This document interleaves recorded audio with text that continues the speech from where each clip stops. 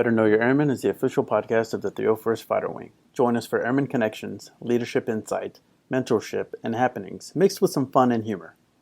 Please understand that the views expressed in this podcast are not necessarily the views of the U.S. Air Force, nor the Air Force Reserve, and no endorsement of any person or business is ever intended. Hello, I'm Tech Sergeant Najee Hightower, and I'm here to give you January's base happenings. On January 7th, the Operations Group will hold an Assumption of Command ceremony in Hangar 1654 at 3 o'clock. On January 8th, the Mission Support Group will hold a Change of Command ceremony at 10 o'clock in the Wing Training Room in Building 1654. Thank you for listening to the Better Know Your Airmen podcast. If the title doesn't explain it well enough, this is the podcast where we get to know our airmen better. And we are your hosts, Chaplain Mike Seaman and Senior Master Sergeant Lt Orozco. And today we say hello to Colonel Jason R. Rogers, a.k.a. Jolly. Welcome to Better Know Your Airmen. Thank you. It's great to be here. So our guest today comes out of medical. He is a University of Nebraska graduate. And, man, I should have written that one down. Where were you born? Arizona. Arizona. Okay. And hence the cellular phone is from Correct. When you called me earlier today. And you have how many kids? 4. 4 kids, and you've been married how long? Ooh, I'm supposed to be able to answer that real quick, right? With the Yes. date, it's at 30 years. 30 years. Just say not long enough. Correct. Dang. So there is a long enough eventually there. Okay. Not for me. Awesome answer to that. Your prior service Army? I am. Tell us about the time that you spent in the Army. It's about 14 years of pain. Oh, okay. Well, I'm saying that because I'm wearing an Air Force uniform now. A lot of people know me will tell you that I still bleed green and in some categories. I enlisted as a newlywed, basic training, Fort Leonard Wood, Missouri, flight training at Fort Rucker, Alabama. And my career, I could bore you for a long time with all the different schools that I went to. And Oh, it's okay. I read your bio. You did? It didn't bore me. Yeah. Okay. It didn't bore me. I found it very interesting. It was very impressive, really. Yes. Well, thank you. That's very kind. How long were you married before you went off to? I'm assuming enlisted. I enlisted? did. I enlisted. Yeah, 2 years. Okay, so you were married for 2 years and you enlisted in the Army. Mm-hmm. Did you always want to do that? No. No. What did you want to do? How did you end up there? I was in Air Force ROTC at Arizona State. This was just after the Gulf War, and they cut back all the pilot slots. Mm-hmm. And so no Air Force ROTC cadets were getting pilot slots. They were all going to the academy graduates. Okay. And I wanted to fly. And so I heard about this very interesting enlisted MOS. They were actually training enlisted guys to fly helicopters in the Army, and made some phone calls and found out that it was actually true. So I applied for that program and was accepted. Oh, wow. That's pretty good. So I went through flight school, Army flight school as an E2. Wow. You said earlier, but how many years did you serve in the Army? About 14 years. Oh, okay. No, you didn't say that earlier. Yeah. Okay. 14 years in the Army, and Yeah. you flew helicopters the entire time. No. Okay. I flew for a few years. When that experimental MOS was going to go away, they gave those of us who held that MOS a couple of different options. And for me, I had college. So I turned in a warrant officer packet as well as a commissioned officer packet, and went through officer candidate school. Was commissioned as an aviation officer and was supposed to go, I had orders to go back and learn how to fly Apache helicopters. Oh. Yeah. And due to family circumstances, we decided not to do that. Wow. Yeah. Mm-hmm. It was a bit of a tough decision, but I think, in hindsight, a really good one. And so they didn't really know what to do with me, so they put me in a medical unit while they're trying to figure it out. Wow. Yeah. While we try to figure it out, go cure some people. Well, Lay your hands on as that. a admin. Oh, okay, officer. okay. Yeah, medical admin. So I learned what a physician assistant was. Mm-hmm. Didn't even know what one was before that. Turned in a packet, and rest is history. Where'd you go to school? Physician's assistant. He mentioned University of Nebraska. It's actually the Inter-Service Physician Assistant program in San Antonio, and it's It's accredited through the University of Nebraska. Okay, I was like, how was my intel wrong? It came from no, you. No, that's what it says. My diplomas, say that, and it's funny. My wife bought me the hat and the T-shirt, and sometimes I'll wear them, and people, hey, go Big Red, and yeah, well, okay, whatever. I've never even been on the campus. Was that at BAMC or Wilford It Hall? is at BAMC. Yeah. Okay. Yep. It's at BAMC. Is that a 2-year program at BAMC? It was when I went through. It's 2.5 years now. Okay, that's pretty good. What was the specialty? There was no specialty. When you graduate as a general medicine physician assistant. And so with my aviation background, as soon as I graduated, they sent me directly to the Army Flight Surgeons course. Okay. And so I did flight medicine in the Army. And then later I went back to BAMC in Wilford Hall to get a specialty in ear, nose, and throat, otolaryngology. Okay. Yeah, because we had talked. We both were at Wilford Hall together at one point. At the same time, Yes. Yeah. I got to swim in the pool in the basement. Hardly anybody knew about that. I was there for 4 years and didn't know there was a pool there. In the Are basement. you sure the basement just wasn't flooded, No, sir? brother. I can assure you, Okay. I got chased out of that pool. Okay. Because it was just flooding. No, because the chaplain was killing that backstroke. It's wonderful. Oh, man. Would you have swam had you known that there was a pool in the basement? I might have swam, yeah. Yeah. Yeah. Okay. Yeah, it was a great place. Yeah, Didn't Wilford know. Hall is at one time was a tremendous facility. A lot of learning. Mm-hmm. Yeah, there was a lot of beginning nursing, doctors, Correct. PAs as well. Yes. Really good training. So after you changed services, where'd you go? How did you end up at 301st? So I oversimplify things, I think. I've actually switched back and forth between the services 5 times. Oh, okay. Wow. So Just trying it out at different times. yeah. And I don't know anybody else who has done that. So I don't either. I don't. Yeah. And, I just find myself in situations where there's a job or a position that I would like, and then they say, we want you to wear the other uniform to do that. And so I've kind of bounced back and forth. So Who's they? Who? the powers that be. Well, for example, so I was off active duty. I was in a special operations support unit as an Army guy there in San Antonio. Okay. And an AGR position came open in North Dakota on a weapons of mass destruction terrorist response team. So, kind of a neat job. And I thought, boy, I'd really like to do that. So I went and interviewed and got the position, and they said, okay, but, at the interview, part of this is we're, a joint effort, a joint team here. Okay. Contingent upon you coming to work here, you need to switch from Army Guard, AGR, to Air Guard, AGR. I said, oh, okay. Wow. And so that was just one example of the switches that I made. So, in fact, when I swore into the Air Force, boy, I probably shouldn't say this because I'm sure. Swore into the Air Force. Yeah. When I swore into the Air Force, raised my right hand, I was actually wearing an Army uniform that day. Because you weren't sure which one you had switched to at the time? No, because I was on orders. It's a joint. It's a joint Yeah, thing. it's joint. Yeah, So, raised my right hand and took the oath to. How long did you do that job? I was there for 4 years. And that's kind of an interesting story, I guess. My daughter, my sons, they never minded moving around. Hey, Dad, when are we going to move again, right? They're okay with that. My daughter, when we got to North Dakota, she said, Dad, I will never forgive you if you move me again. Oh, Wow. Yeah.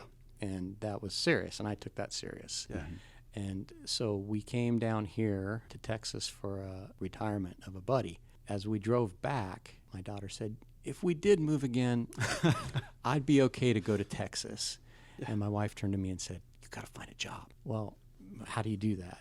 We'd been home about a week from that trip, and I was trying, anybody I work with will tell you that I stumble around in the various personnel and other applications that we use. So I had some personnel function I needed to finish and was trying to find where to do that, and I came across this job announcement for here. And so I picked up the phone. It was Colonel Copley, was the point of contact, and I called him, and we had a nice conversation. He said, all right, send me your resume. And so I sent it to him, and then he called me back and said, this is your job to turn down.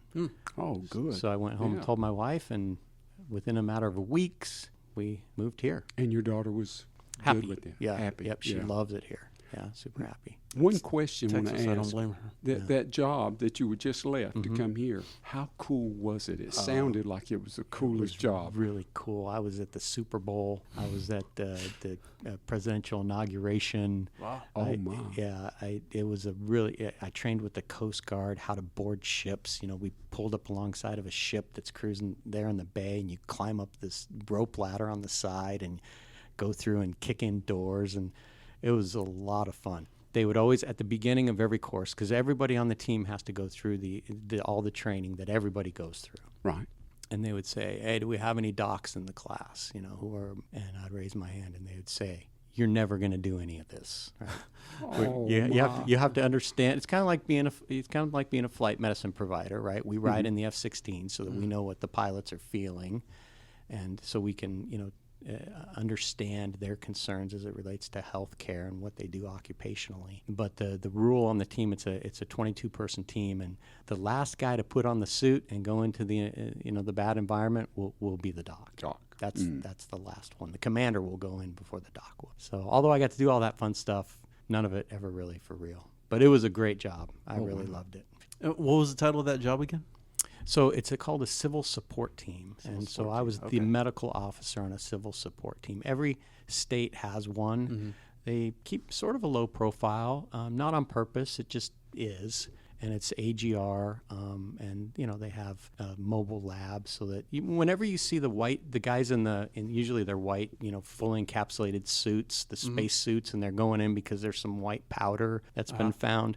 Oftentimes that'll be a civil support team. Okay. And so they'll go in and they'll get a sample and they'll bring it out, bring it into this lab, and then the science officer will figure out what it is, and they have reach-back capabilities all over the world to get scientists in real time to look at what they're looking at. It's really a neat thing. Well, it does. It sounds cool. Yeah, so if anybody gets sick or hurt while this is happening, then I'm on, right? It's go time for the medical guy.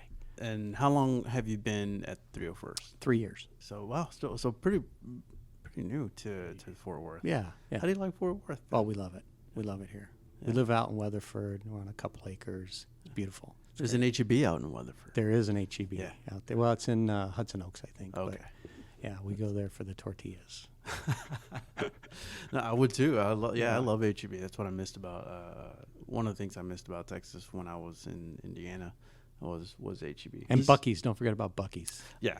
I think that one goes without saying, but I frequented the HEB in grocery stores a little more than the Buc-ee's, but I do appreciate the Buc-ee's. HEB has a camp in Kerrville. Oh, beautiful camp, Howard E. Butts Camp. If you ever get the opportunity, and they have a 5-star hotel on that camp. What's the camp? Is it for? I used it when I was a youth minister in San Antonio, and we used it, and it has different, well, you already know it has a hotel, but it has different levels of campsites.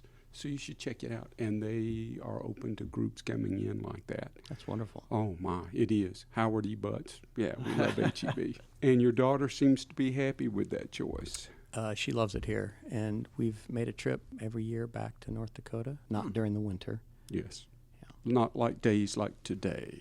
Well, a day like today in North Dakota, in the middle of the winter, I'm not exaggerating. You'll see people walking around in shorts. Right. Yeah. Just so everyone understands that today, I think the first time we're seeing snow flurries out there, and it's pretty darn cold. It's a cold day.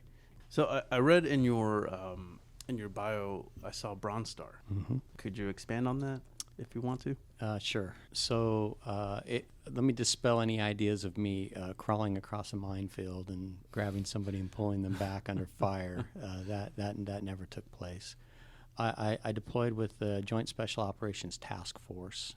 I deployed with an FST, which is a forward surgical trauma team.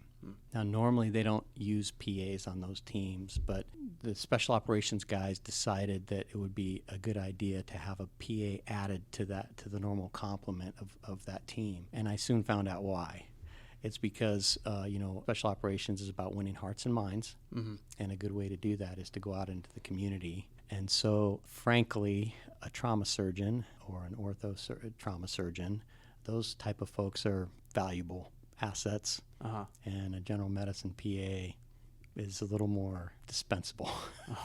Sir, we think you are valuable. I thank you. Yeah. There's not another way to put that. They found that if there was a PA added to the team, they could help with the mass casualty and trauma situations that we see at an FST. But also, the Special Forces guys could grab that PA by the ear to go and help win hearts and minds in the community locally. In the community. And so I was very willing to do that. The question that I always asked was, do you need me? Because they would often come and say, hey, Jolly. Oh, that's where I picked up my call sign, by the way, was when I was with those guys. Oh, okay. Yeah. So they'd say, hey, Jolly, we're going to go do this thing. Do you want to go? And I would say, do you need me? And if they would say yes, then I would go. And if they'd say, no, we don't need you. We just thought, one time in particular, I remember there was a place that was always in a perpetual firefight. And they came and said, hey, do you want to get your tick? They call it, you want to get your tick. You want to go have folks shoot at you so you can shoot back, kind of a thing. And I said, well, if you need me, I'll go. Right. And they said, no, we just thought maybe you'd want to, get your tick. send a few rounds downrange. I said, no, I'll pass on that. But, sometimes the Bronze Star is awarded for one singular action. Mine was not. If you read the citation, it just talks about generalities. So I was willing to go to go outside the wire, to go do those kinds of things. We made relationships, and I shared with the chaplain earlier one brief story of something that happened. Was we several years ago on the cover of Time magazine, there was a young lady that it was a very popular volume issue. Thank you. That's what I'm looking for. It was a very popular issue where she had her nose and her ears cut off by the Taliban. Right. Do you remember seeing that? Yes, I do. Yeah. So she was actually my patient. Oh. And so she came to us just after that had happened to her, and we cared for her, and she stayed in our facility for about 3 or 4 months, and we took care of her until we were able to find a way to get her out. We worked very closely with USAID, USAID, and they were going around and doing what they do, building stuff and helping the locals move forward and progress. And so the lead guy for aid, don't know what his title was, but he came to me one day and said, hey, Jolly, we've got some village elders that would like some health care, and this is in a very key town that the Special Operations is very, very interested in having go our way. They were kind of deciding, are we going to go with the Americans, or are we going to stay with the Taliban? And so he said, can we bring some of these guys to see? I said, absolutely. So he brought, I don't know, there was 6 to 10 of these guys, I don't remember, lined them up in my little clinic there. As I'm examining these guys and talking to them through the interpreter, Bibi, who was a young lady, she, with her nose and her ears that had been removed, she walked around the corner. When she saw them, she came unstitched. She ran over to these elders and threw herself on her knees and was sobbing. Oh.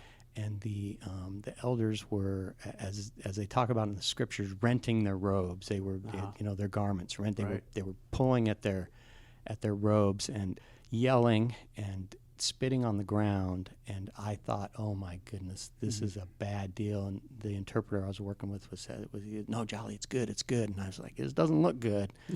As it turns out, of course, she was from their village, and they hadn't seen her and didn't know what had transpired with her really. Right. And when they saw that she was there, that she was healthy, that she was well cared for, it turned the tide. So the Taliban was effectively denied that key territory, and it turned the course of operations, the special operations, particularly in that area, in that region. I think those kinds of things where medical could be involved and I could be involved were part of why that award was given. That's an amazing story. I got lots of them. That's wow. Well, thank you for doing what you did. You know what? The reality was, in that particular case, I didn't really do anything. I was just standing there to observe. But I think the willingness of the FST to go a little bit outside of what they normally do, which is surgical trauma, and do these other things, it was very, very helpful and was a good idea and well received. And as far as I know, they continued with it. There were only 2 FSTs in the entire country that had a PA assigned, and they continued to. I was one of them. Wow, That is a cool story. That's a cool story. I'm like, Yeah. I got nothing, like except for like just wow, just awe. Just in respect for that. Absolutely. So, honor graduate at basic training and AIT? That's correct. All right. So, I point that out because you were nervous about your circle portion where I ask you about the people that you work with. Mm-hmm. But you got an honor graduate at basic training and AIT. Why are you so nervous about the other questions? Don't be asking. So that's a great question. I will tell you that I struggle mightily with memory, and so I disagree so far, but go ahead. Well- I'll let you say that. now so let's go back to the story I just gave you. Mm-hmm. I couldn't tell you the name of the guy that I spent so much time with, USAID. Okay. I can't Right. tell you his name. Okay. I can see his face clearly in my head. We played soccer. We spent a fair amount of time together. Yeah. Isn't it sad that I can't remember his No. name? No. You remember that you played soccer. What else do you know about him? Oh, so he's a world traveler, his girlfriend. I mean, I can tell you a lot of things. Yeah. Can't tell you his girlfri's name. But you know he has one. But he had one. He was very much into backpacking, and they would go. He would leave Afghanistan, and they would go to somewhere cool, to go climb a big mountain together. And My wife calls that professor syndrome. Interesting. Tell me Yeah. about that. Professor syndrome is you have so many patients and people that you have to remember, and it's hard to remember just one as a professor because you have so many. But they only have one doctor and one professor to remember, and it's very easy for them. And I struggle with that, remembering someone's name. It's been painful for me, really. Patients that I know well that will come up to me at the BX and, hey, and I'm like struggling. You know them, but you I don't do. know their name. Their name. Right. And so names and dates are another one. My wife gets really frustrated. We'll go to fill out some paperwork and we'll need to write down the kid's birthday. And I struggle. In my own defense, I was trying to figure out the other day how old I was. I'm like, am I 51 or 52? And I'm trying to do the math, right? And I've even written on paperwork the wrong birthday for myself.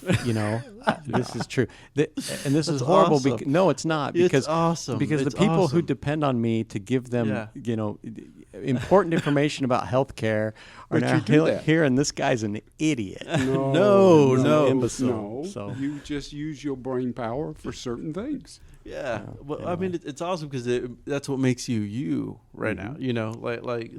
Well, all the experiences that you have, and then looking at your bio and all the amazing things that you've done so far. Your humanizing characteristic is like you're a little forgetful with people's names.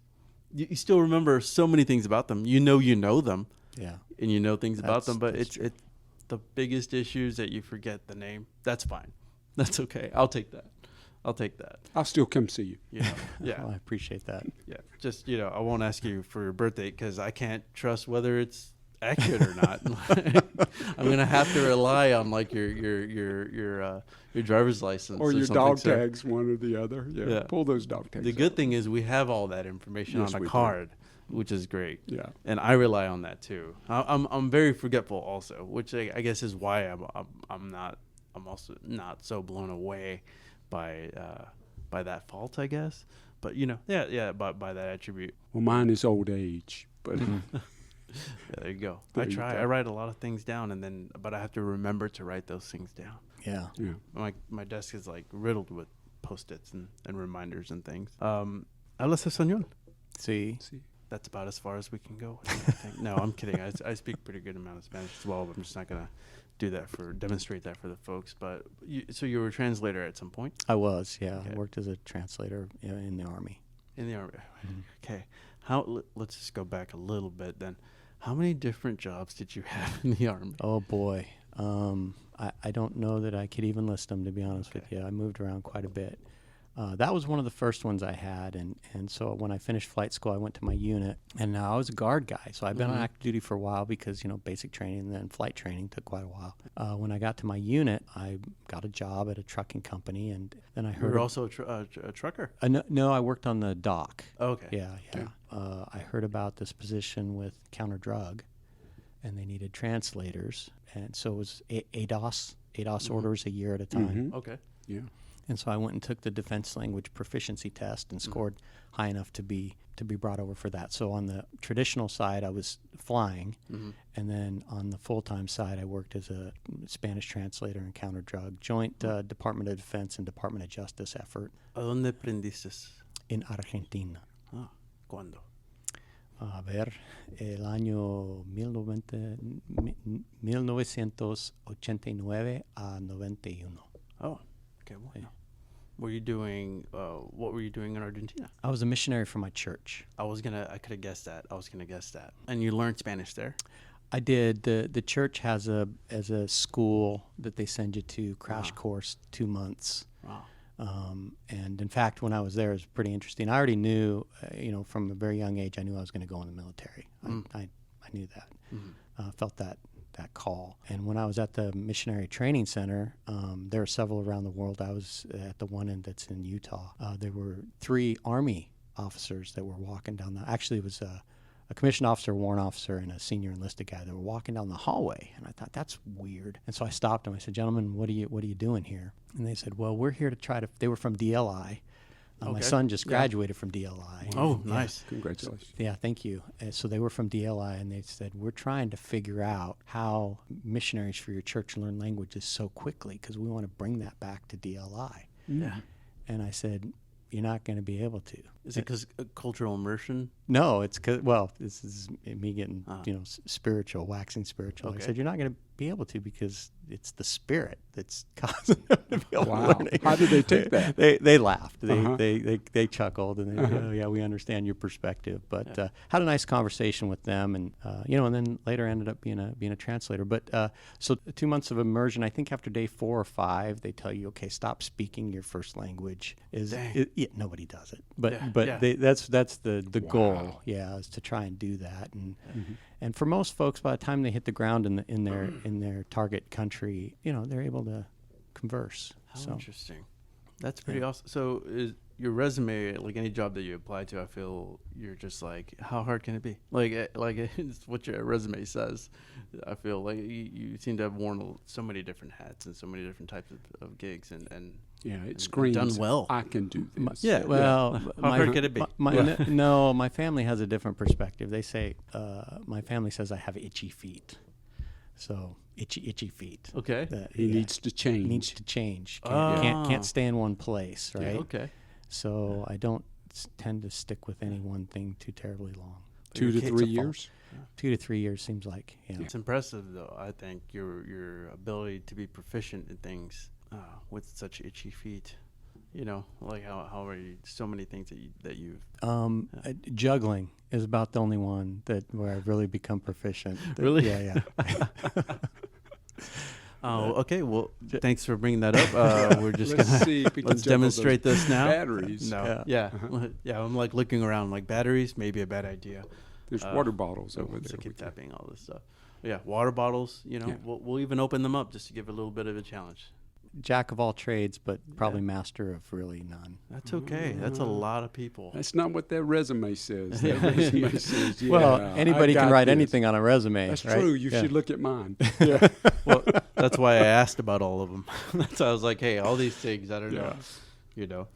What's aide de camp to? Oh, wow. General. Major General Prendergast. Mm-hmm. That's how you say that last name. And I remember his name because it's on my resume. I was working at a school for at-risk youth in Arizona. It's another guard program. I think they still have them in some states called Project Challenge. And they take youth that are struggling in school or maybe even been kicked out of school, and they put them in a residential military environment, and they get them their GED and some college credit and some job skills and kind of help to turn them around. Wow. And Montana did not have a program, but Arizona did, and I was working there full time. I was in the Guard, but then working there full time. And you wear the uniform and all that stuff. And I just graduated from Officer Candidate School, and the commandant for the program was also the commandant for our Guard Officer Candidate School. So I got recruited to move into this program. Well, Montana wanted to start one, and so the governor and the general from there, the adjutant general, the 2-star, came to Arizona to figure out how to make it happen. And so I met the gentleman at that time when I was working there, and already had aspirations. So, for timeline purposes here, we had already decided, due to our family circumstances, that flying Apaches was not going to be the thing for me. Right. And so I was, in that medical unit on the Guard side, and then working at this program. And so trying to figure out a way to get to PA school. Well, that was the goal. I'd already made that decision. And so they came and visited, and I had some interaction with them. And then a month or maybe 2 after they left, I was sitting in my office, and the phone rings, and I answer the phone, and it says, hey, Jason, this is Governor Roscoe of Montana, who I'd met. And he said, I understand you're trying to get to PA school. Well, I hadn't told him that, but somebody did. He said, I'd like to help you do that. So he said, why don't you come up here and look at the Guard here? I think we have a position for you. Can maybe help you get to PA school.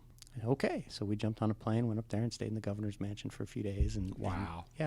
And found they had a position for me in recruiting. And I'm getting to the general, but interesting background. Yeah, more jobs. Yeah, more different jobs. More jobs. I just heard recruiting was another one. Correct. So they put me in as a recruiting operations officer up there. I mean, I took the job and was able to go to school. They had, unlike Arizona, that had no PA slots available in the Guard, Montana had a number of them, and said we'd like to fill those.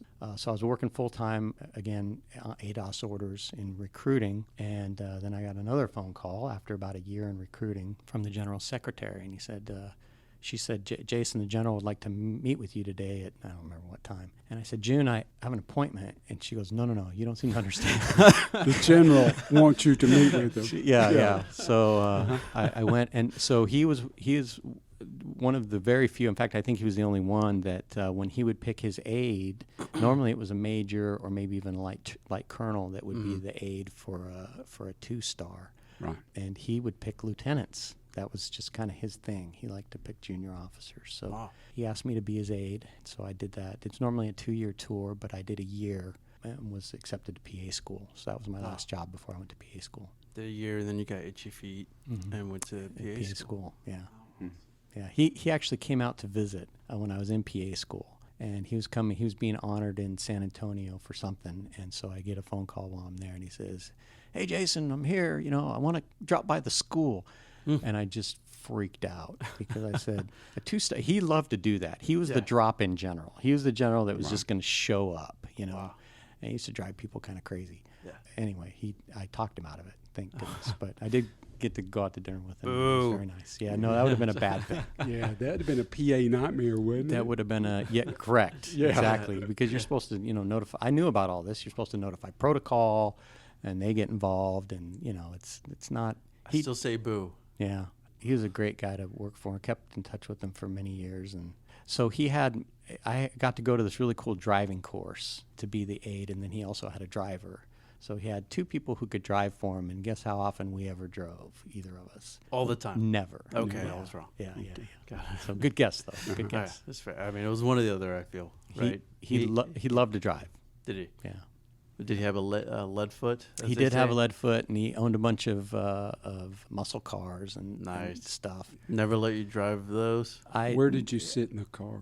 So great question. Do you know about the Army? Yes. So you judge the guy sitting in the passenger seat by who is driving the car. If for example, if it's an E7 driving, then it's probably a captain or a major that's in the passenger seat, right? So when you pull up to the gate guards know, okay, E7 driver, it's going to probably be a captain or a major that's sitting in that seat. We went to Louisiana, Fort Polk. We're in civilian clothes, and it was always the same thing. Jason, I know a shortcut, or what? You'd always make some excuse. Hey, Jason, you need to study, for PA school. So you're going to ride shotgun. And I'm gonna be the driver. Yeah. So we pulled up to the gate there at Fort Polk. There's this young E4, E5 at the gate, and the general shows him his ID. Oh, wow. Now, who has a 2-star as a driver? Yeah. Like Secretary of Defense, President of the United States. Yeah. And this kid, all the color just drained out of his face. And as we drove away, the general was laughing so hard. He says, "Jason, that kid thought you were the President of the United States, having a 2-star for a driver." But yeah, he looks different up close. Yeah, he does. Yeah, I almost never got to drive. Pretty sweet kid. But a lot of respect as you rode in that passenger seat. That's right. Yeah. Yes. Yeah. Wow. Segueing a little bit, just want to get your thoughts on one thing. Folks in the past that we've spoken to mentioned that they felt like medical was a cult. Do you have a comment on that? A cult. Yeah. Can you be more specific? That's about as specific as they were. Yeah, that was about as specific as they were. Yeah. It was a hard group to get to know. It was more, yeah. Have you all found that to be true? Oh, no, I have a bachelor's degree in nursing. I think y'all threatened me if I were to ever say anything, so I'm going to say no. So I'm just sitting here trying to think about the definition of a cult. I mean, we do bloodlet. So, and some of the things that we do may seem somewhat ceremonial. I don't know exactly how to respond to that. I feel like we're pretty open, really, and I think so too. And I would welcoming. say so too. Yeah. Yeah. Interesting, a cult. Yeah. Just an interesting perspective from someone else, not anyone in this room, or like just people we interact with all the time. Well, to whoever that is, please know that we invite you to come and join our cult. There we go. Yeah. You guys have positions available, I'm sure. That's right. Cross training opportunities. Yes. Yeah. You don't even have to go that far. We just want to know. Who No, we don't want to let you just see inaugural. What is that? Like an initiate. Correct. At the time. Yeah. Just initiate at the time. There will be hazing. There will be some hazing. Speaking of hazing, are you ready for the circle questions? game? But before we do that, I always have to gesture this way and ask, do you have any more questions? No, I don't. It's so it's time to play the game called Your Circle. We went around your work center and asked people to give us information about themselves that you should know about them. So we're going to ask you questions about them and hope you get the answer right. But just to be fair, we'll tell you who they are and you get to pick who we ask you about first. And for the first time ever in our entire history of this podcast. Entire history of this podcast. 33% of the time now, we will have delivered these questions with multiple choice options. I very much appreciate that, based on my former disclaimer about my memory. It's very helpful. Are you ready to play this game? I am ready. Okay, so I'm going to list these. Don't look at my answer sheet, sir, with all due respect. That was obviously earned as I read your bio. And as a person and, as an officer in the United States Air Force. I will list the names of these people, and you can pick who you want me to ask you about first, or however you want to play this game. So we have Staff Sergeant Austin Childs, Tech Sergeant Nicole Earl, Master Sergeant Hector J. Gonzalez. Don't leave out that J. Yeah.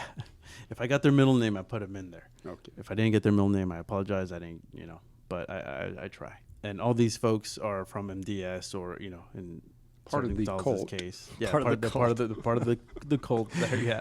And Sergeant Gonzalez, who's part of the 24th, but also part of medical. Then we have Master Sergeant Lindsay Estelle, who's also MDS. Lieutenant Colonel Matthew Hoffman, who's our exec. Lieutenant Colonel Charles A. Huber from the 301st OG. Merge. Retired Lieutenant Colonel Anthony Carter. Boy, you guys called a lot of folks. Senior Master Sergeant Tiffany Johnson, medical, also. And, retired Lieutenant Colonel Carter from Security Forces. And Samantha Boswell. Wow. Okay. Yeah. We surrounded you. Yeah, apparently. Yeah, we got you. There's a lot of people that work around you. Which one you want who first? would you like me to ask you first? It doesn't matter. Down the list doesn't matter to me. Okay. Well, I'll just go down the list. That's easy for me. The man is brave. Yes. Okay. Here we go. Staff Sergeant Austin Childs, what does he have displayed on his wall above his computer? So I'll give you a chance to try to answer, but you let me know when you want the multiple choice options. I love that first look. You're searching the universe right, for this. For that. He has some very nice diplomas. Nice. And then he has some bogus diplomas. Some bogus ones? Expand on that bogus one. Yeah, let's expand on that bogus one for Staff Sergeant Childs there. So he, boy, I could get into trouble for this. No, he could. No. It could be. No, he earned them appropriately. Okay. I'm talking about the bogusness, if that's a word, of the certificate itself. So he has decided to frame things like information assurance. Okay, yeah. It's very funny. So he has, Awesome. I'm going to give you bonus points for that one because I did know that he has like his degrees. Yeah. But also that he has the EMT card up there specifically. Yeah. Awesome. Okay, Awesome. So there we go. And, also more bonus points because he didn't utilize the multiple choice option. We'll give him a 10-pointer. And I told him too, I think the EMT one is legit because having been an EMT, that's a tough course. But information assurance and some of the cyber awareness and those certificates. Every year. To put them in a frame, that's funny. You know what? If he's proud of them, sir, I support him. I support your child. I have a feeling it has a lot more to do with his sense of humor than his sense of pride. But that's it's debatable. Yeah. We'll never know the answer to that. All right. But we will know the answer to this next question. Okay. Tech Sergeant Nicole Earl. Okay. All right, this one's a doozy. Okay. What is her favorite exercise? It's sad and pathetic. She loves to run. Sad and pathetic. Dang, he said it. No one here supports that, just so you know. Well, only because it makes the rest of us feel guilty. Is that? What's your favorite exercise? If you have one. So it's very possible you don't. I really don't like to exercise. I do it an awful lot, but but when I do like it is when it's involved with a sport. So I'll give you that. I can dive with that. So and running is not a sport, by the way. In fact, I saw a bumper sticker that said, "My sport is your sport's punishment," which is clearly a runner. So no, it is a sport clearly, but run. Yeah, they hand out medals. No. Running for the sake of running, no. But if I'm running because I'm chasing a ball or chasing someone else or they're chasing me, I'm sprinting usually. Correct. And so anything where there's that kind of element to the exercise, I very much enjoy. Okay. Probably top of that list would be pickleball. Love pickleball. Really? Wow. And that's there was a conversation about that with one of the Navy chaplains that I should try that because I play tennis. Yeah, so you'll be a great pickleball player. Really? Mm-hmm. Okay. All right. Next question. Yeah. Are you ready? Mm-hmm. Master Sergeant Hector Gonzalez. Okay. What is his career goal? Oh, pilot. Dang.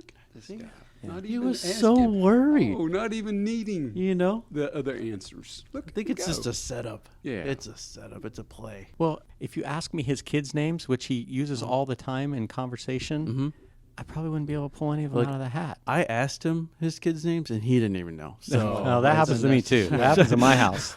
You, whoever you are. Number one, come here. Come here. Yeah, Dude. It's a exactly. serial number of them, Yeah. I'm sure you could tell by height, maybe. I don't know. I don't have kids. I don't know what that's like. I'm sure he knows his kids' names. I'm just He does. joking. Okay. That's pretty good. It's solid. Look at that. Solid all the way through. Yeah. Master Sergeant Lindsay Estelle. Mm-hmm. His favorite. Are you ready? Mm-hmm. Okay, just making sure. His favorite college football team. Wow. All right, you better give me the choices. Okay. Sorry, Lynn. It's okay. That's fine. We were, the standard was that you got multiple choice on every question. Right. Yeah. So you're so far you're above standard, and you're meeting it right now on this one. You're meeting the standard here. You're above and beyond on the other ones. Answer choices. Is it A, the Denver Broncos, B, A&M, C, a ham sandwich, or D, lacrosse? Wow. I have to think about that one for a minute. Okay, I'm a little surprised. Yeah. Pretty sure it's A&M. All right. Wow. You got that correct. I like those multiple choices. Nailed it. Were they all like that? They are all like that. Yes. Wow. You guys really did me a solid. Yeah. Well, we'll go back and it's and gonna review. cost. It's gonna cost me, I think. No, that one you just got normal points for that one. That's it. Okay, next one. Lieutenant Colonel Matthew Hoffman. Hoff. Where is he from? Oh, I can tell you a lot about Hoff. Okay, go ahead. Well, I mean, this guy, you want to talk about, take my resume, which you guys think is great, and put it next to his. And mine goes in the trash can. I mean, he was a fighter pilot. I didn't know that. Yeah, he's an attorney. I didn't know. I knew that. Yeah. But I only learned this that guy because of my search for, information about you. Uber smart guy and very, very competent and qualified. I don't know. I'm going to need multiple choice on that. Okay, that's fair. Is it A, Maryland, B, Mars, C, from the year 1806, or D, no hablo Spanish? Okay, so 1806, he is really, really old. But Is that your final answer? I'm then, going to have to go 1806? with Maryland. Okay, Yeah. it's correct, Maryland. Yeah, old nail biter on that one. And I did know that, but Also, just out of curiosity, he and yourself are retiring soon. Is that correct? yes, that's correct. And when are you retiring?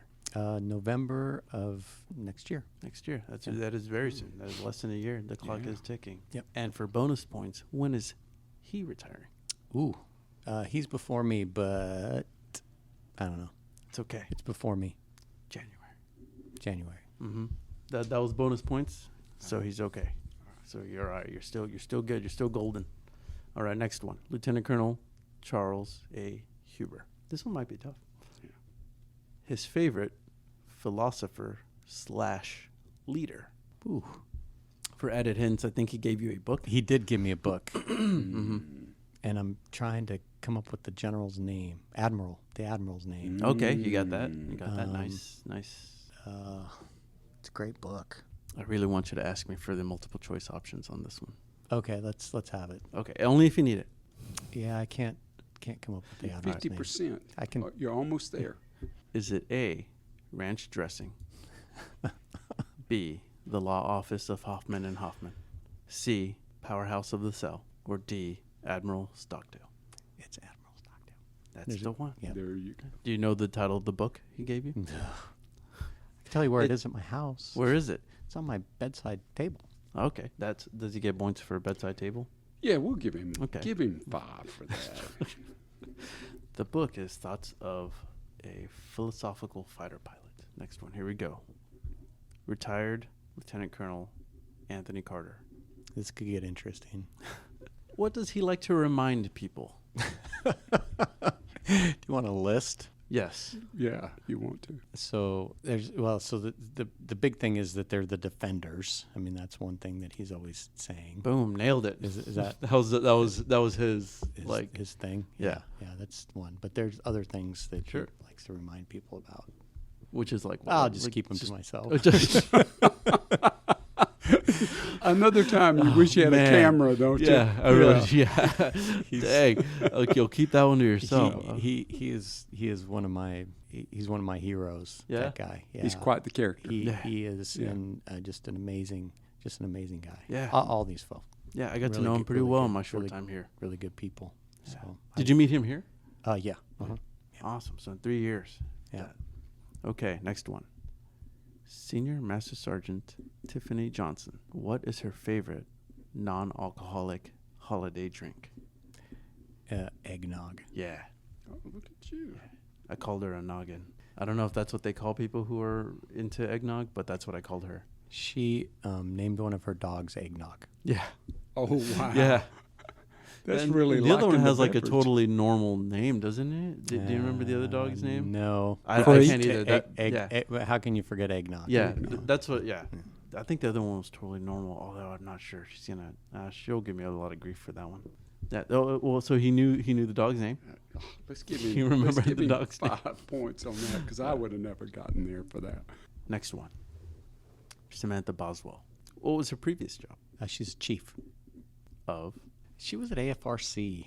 Yeah. She ran the show, whatever it was. Yeah. Medical Enlisted Forces, AFRC. My other options for her was NASCAR driver, motor oil, and Goodyear tires.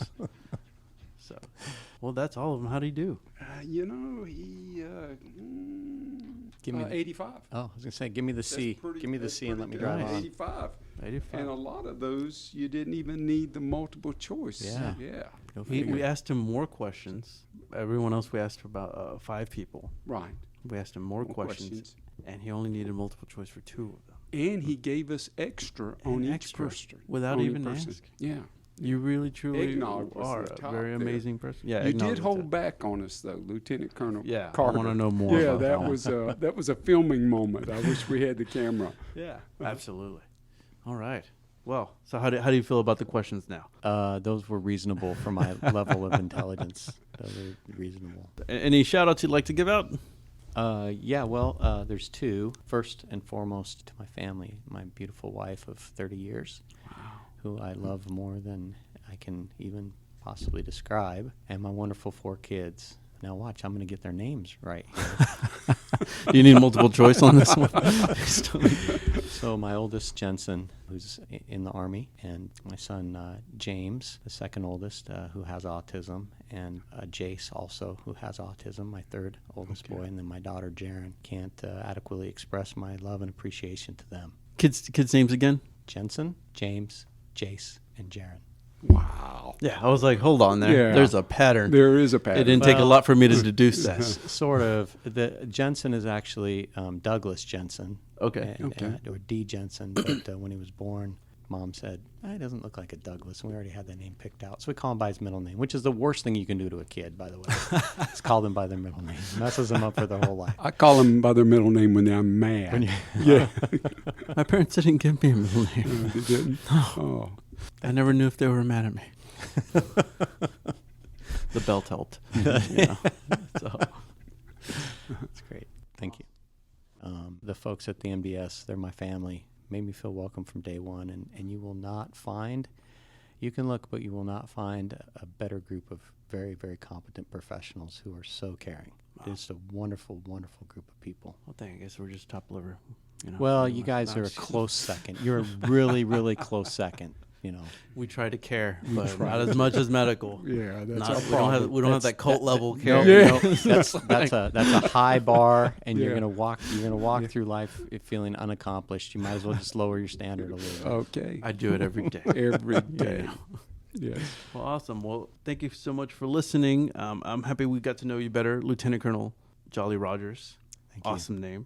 If you are passionate about sharing your opinions and thoughts about our podcast, please email us. And you can find me in the Global, Senior Master Sergeant Hansel Orozco. I'm not going to spell it out for you. Enjoy your UTA and remember to make good choices. And if not, come see us. What'd you think? It's great. So did you feel like you were nervous for nothing? I'm really glad it's over.